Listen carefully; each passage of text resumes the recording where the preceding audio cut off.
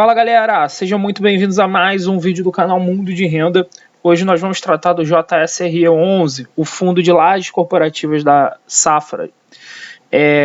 Ele não é bem um fundo de lajes corporativas, né? A gente já tratou desse fundo aqui no canal há um mês atrás, mais ou menos.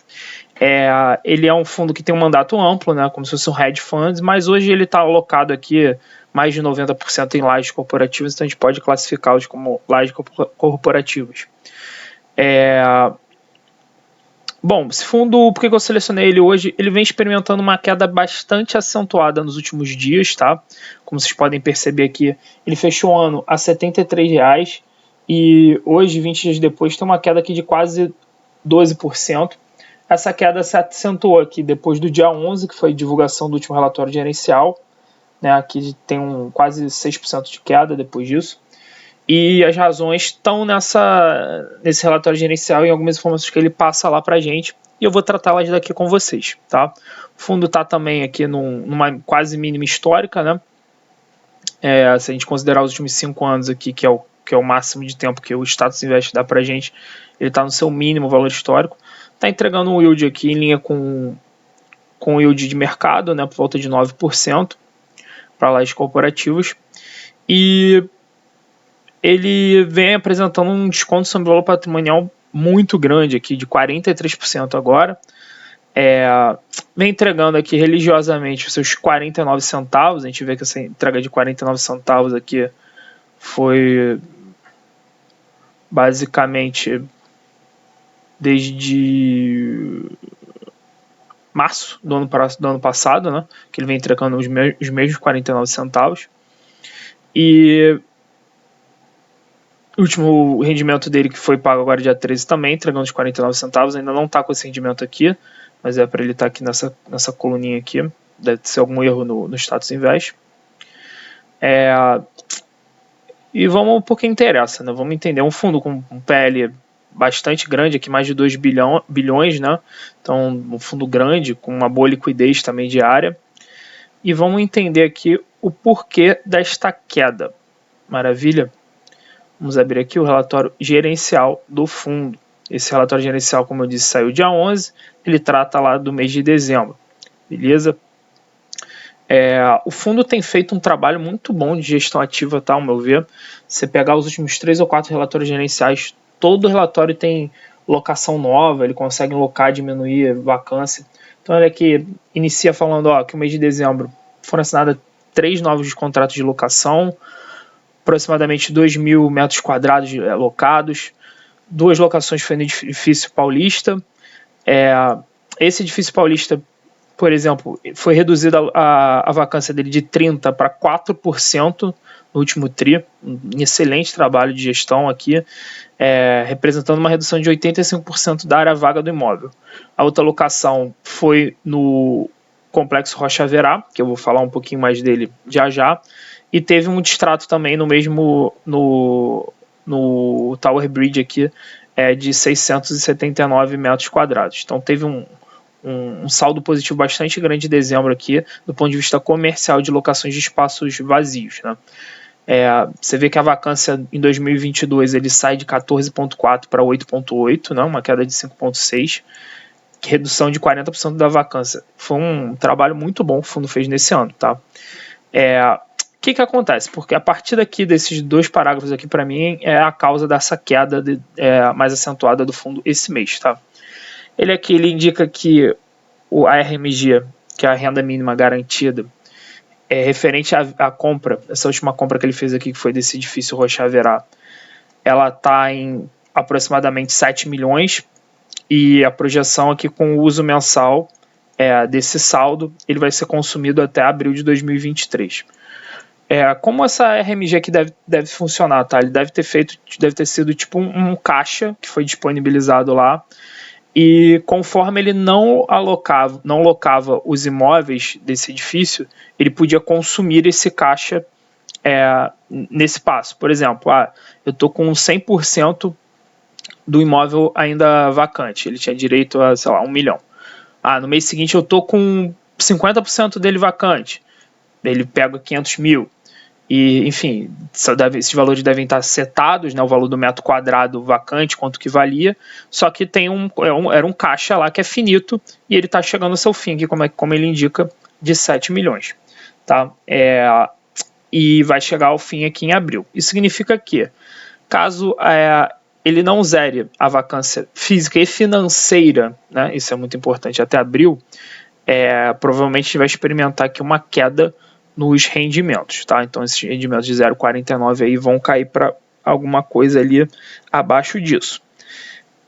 Por que eu falei da vacância financeira? Porque pelo trabalho que eles estão fazendo aqui, eles não trazem muitas informações aqui de quanto está a vacância do Rocha Verá, tá? Isso também é um ponto que a gestão pecou aqui nas informações, mas pelo trabalho que eles fazem de gestão ativa, pela qualidade, é possível até que eles consigam alugar boa parte do Rocha Verá até abril. Só que a maioria das locações que estão sendo feitas hoje estão sendo feitas com uma carência de pelo menos ali 6 meses. Então o dinheiro só vai começar a pingar na conta do fundo novamente lá para o final do ano, né? E além de tudo, esse edifício Rocha Verá ele foi comprado com alavancagem. E aqui ele fala que tem uma alavancagem de 150 milhões, que é muito pouquinho do PL, 6% do PL, não é um valor significante.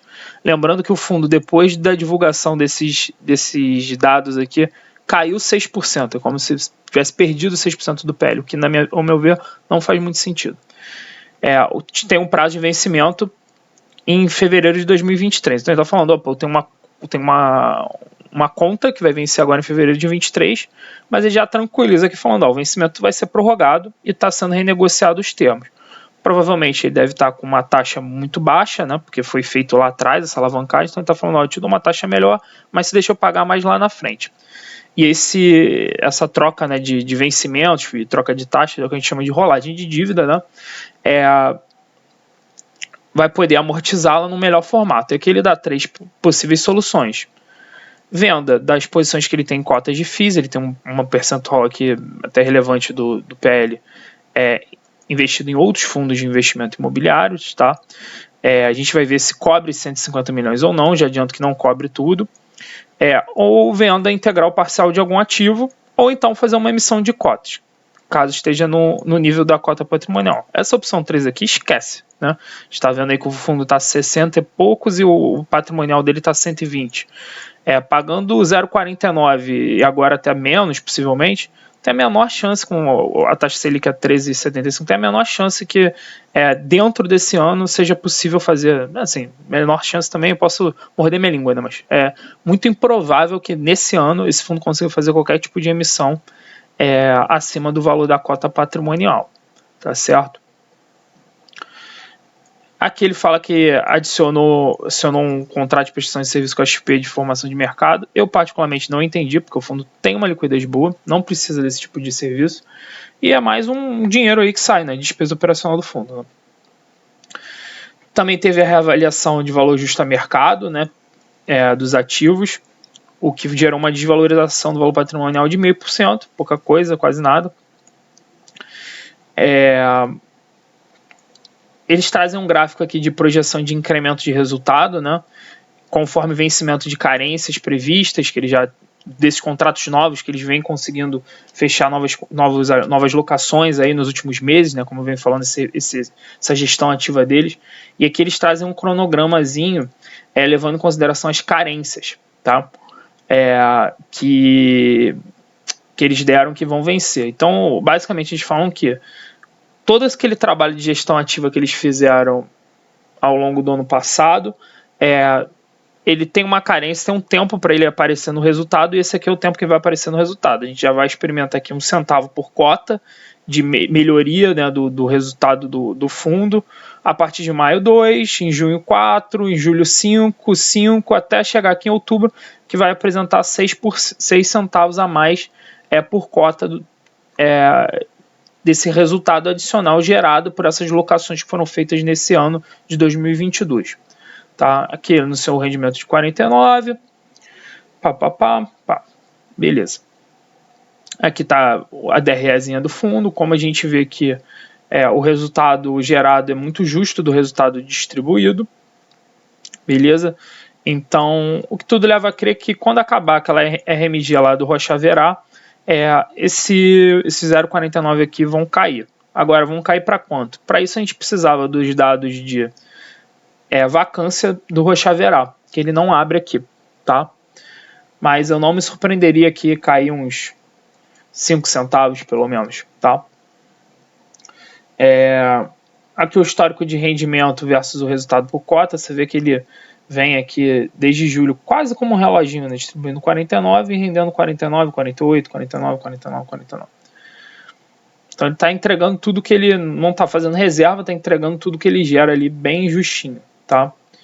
Aqui questões de liquidez, como eu disse, é um fundo grande, com uma liquidez muito bacana.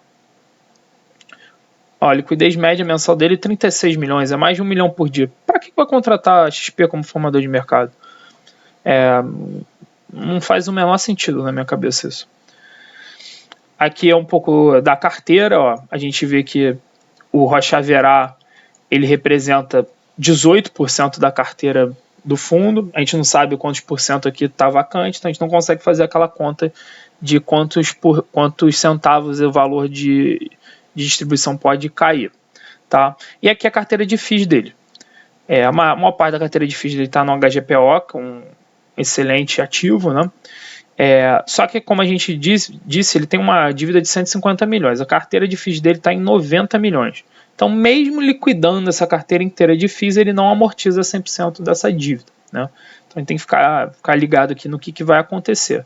Mas, assim, ao meu ver, o fundo caiu desde o início do ano aqui mais de 10%, por conta de uma dívida que é 6% do PL. Que ele disse que já está, que não vai vencer agora, que ela já está sendo rolada. Então, assim, não sei se faz muito sentido. Por outro lado, vai ter uma queda do rendimento que a gente não consegue precificar direito aqui. Ok, não sei. Não está me parecendo essa queda muito racional, não. Mas, obviamente, aqui a gente não dá call de compra nem de venda. Cada um entenda a situação do fundo, né? Leia o relatório gerencial, como eu sempre falo, e tomem a decisão aí na carteira de vocês. Aqui o canal aqui é destinado apenas à educação financeira, não para fazer recomendação de compra e de venda, tá? Então aqui a gente tem contas a pagar aqui, que é aqueles 150 milhões, mais um querequequezinho aqui, que a gente está falando aqui de tem uma alavancagem de 7% aqui do fundo, tá? Carteira hoje está aqui quase que na sua totalidade imóveis, 96% imóveis e 4% em FIIs. Ou seja, mesmo liquidando os FIIs todos, algum imóvel ele vai ter que vender parte de algum imóvel para poder fazer frente a esses 150 milhões aí dessa dívida para ser pago, tá? Isso é um caso bem diferente daquele do XPPR que eu acompanho com vocês também, tá? A gente vê que é um percentual pequeno da carteira.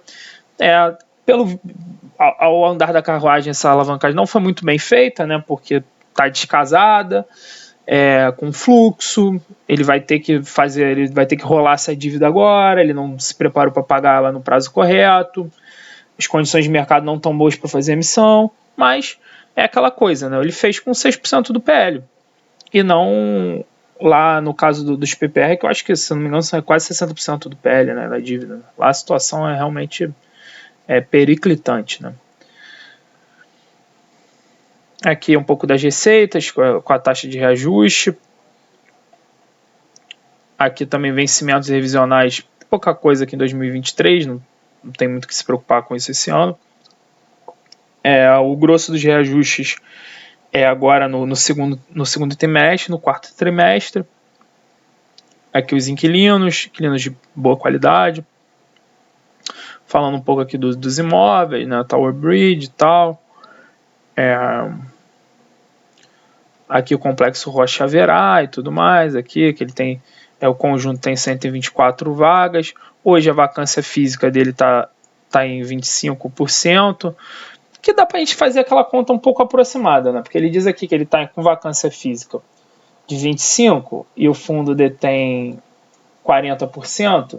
Ou seja, hoje essa vacância física da parte do fundo, assim, se a gente fizer uma regra de 3, que não é correto, né? Porque de repente a vacância está concentrada toda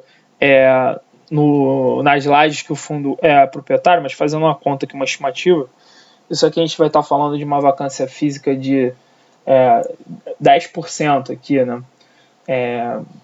Do imóvel está nos 40% do fundo.